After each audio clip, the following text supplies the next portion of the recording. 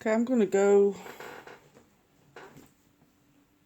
through this very quickly. If you have any questions about it, I will help you on Thursday. But this is binomial distribution, and a binomial distribution is a particular type of probability distribution. A binomial distribution is produced from a binomial experiment. And there are 4 conditions must be met for it to be a binomial experiment. 1, it must have a fixed number of trials. 2, the trials must be independent. 3, there must only be 2 outcomes. And 4, the probability must remain constant throughout every trial.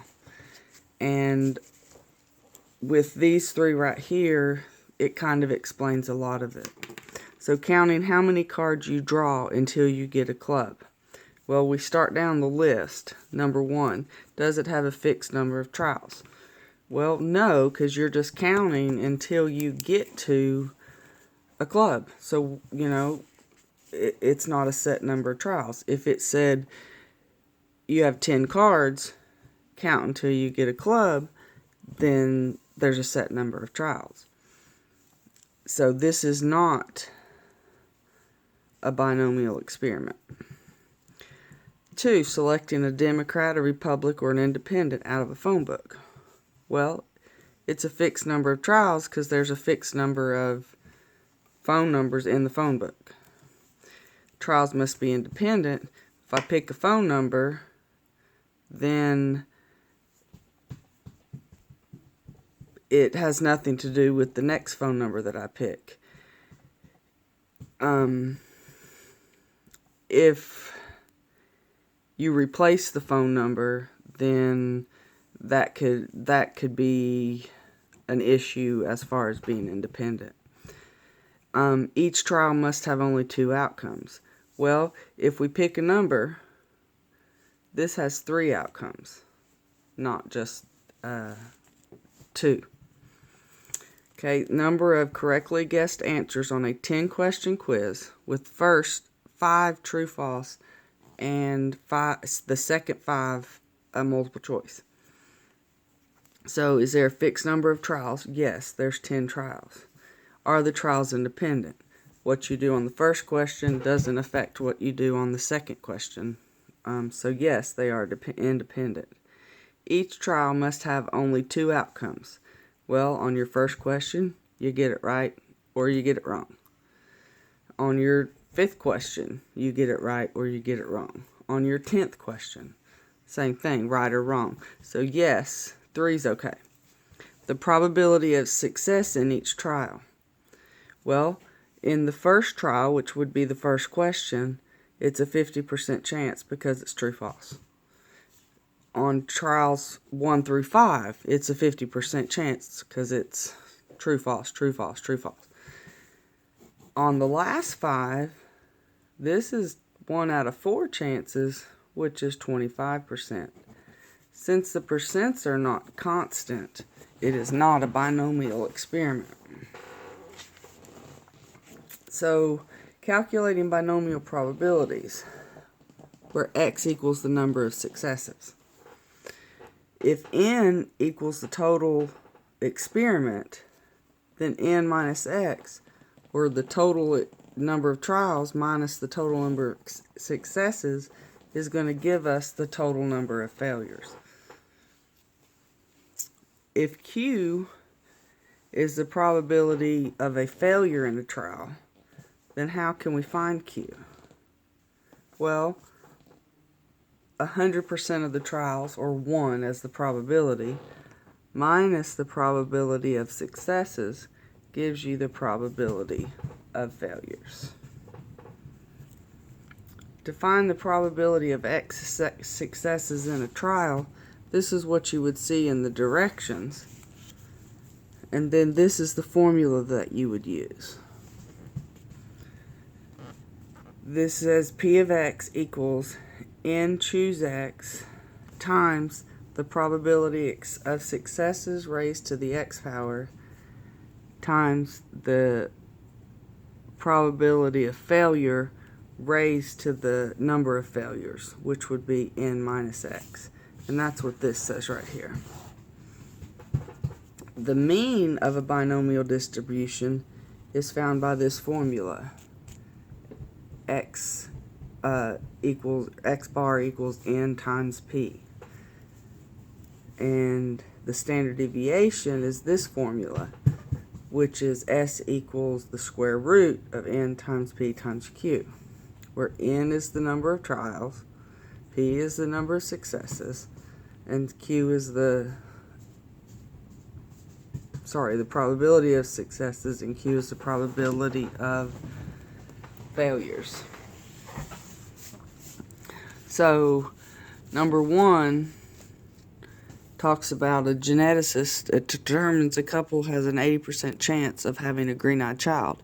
If they plan to have 5 kids, explain how this meets the 4 conditions of a binomial experiment. Well, number 1 is the fixed number of trials. There's 5 kids, so the fixed trial would be 5. Trials must be independent. One child being born doesn't have anything to do with the color eyes of the next child being born.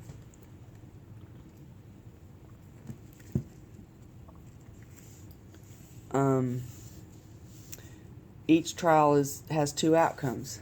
You're either a green-eyed child or you're not a green-eyed child. The probability of success in each trial is the same. Well, you have an 80% chance of getting a green-eyed child in every trial, and you have 5 trials. So that's why we say N equals 5. The probability is 80%, so 0.8.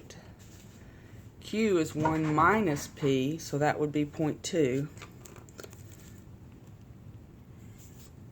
And the formula is right here. N, well, we have 5, so 5. Choose C, X. We don't know, this is finding this, they're asking us to use this as the formula, so this right here is going to go here. 0.8 is the probability, so that would be here, to the X power, and that's wrong. That should say to the X power. And then 0.2, which is the failures, raised to the N minus X power. So now it says create a probability distribution. And a probability distribution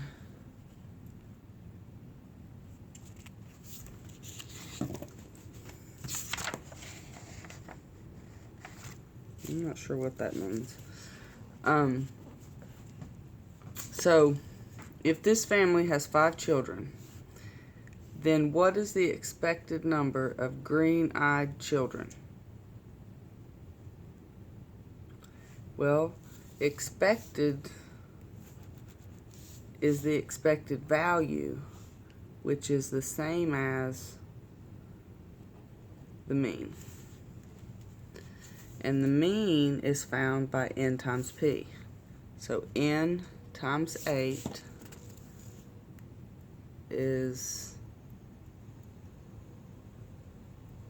5 times 0.8 is 4. And what are we really finding? We're really finding the mean.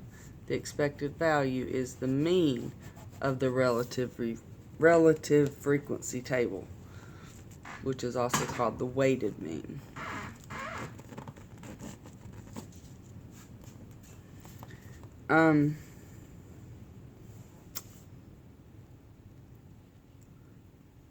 So let's fill this out. Our trials could be 0 children, 1 child, 2 child, 3 child, 4 child, 5 child. And this, if you notice, is the formula for this, except we have put X in where X is, N is, and then our exponent is x and n minus x. So when you put this in for 0, you should have gotten 0. When you put this in as x equals to 1, notice the 1's go in that place, you get 1% or 0.01. Here you get 3.2 e to the negative fourth. That means that 3 is going to be one of your numbers, and since that's 4, we've got to have 1, 2, 3, 4 numbers in our decimal. So that's really close to 0, and that's why they say 0 plus. 0.01, this one would have been 0.05, 0.20, 0.41, and 0.33.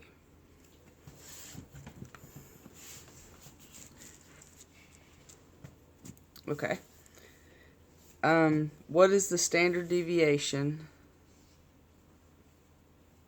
which is the square root of n times p times q? And that gives us 0.9 or 0.90. What range should 95% of the actual number of green-eyed children? We're not going to look at this. We know that for it to be in the normal range, it has to be more than 5%. But we're going to look at range. This is the answer we should get. But we're going to look at range by having the mean and adding something and subtracting something. And what you're going to add and subtract is, you're going to say the mean minus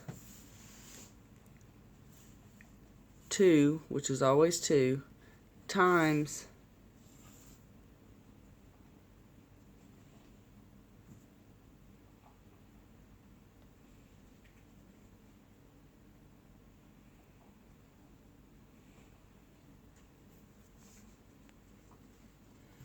kind of got lost there for a second.